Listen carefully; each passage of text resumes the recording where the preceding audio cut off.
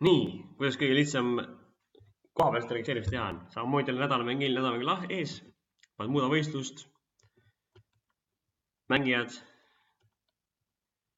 kerid alla, siin all Excel, ülihea, tuleb sulle laev alla, teed lahti. Nii, ma teen ülituimalt.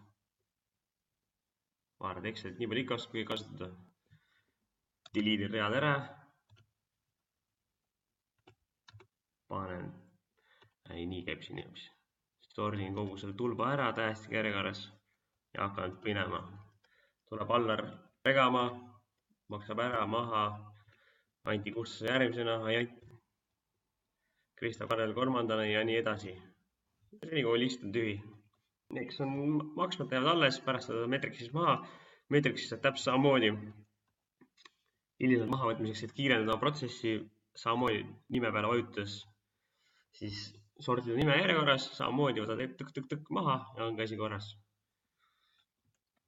Siis läheb sama jutt, mis ma enne tegin edasi, et läheb autopoolide tegemiseks.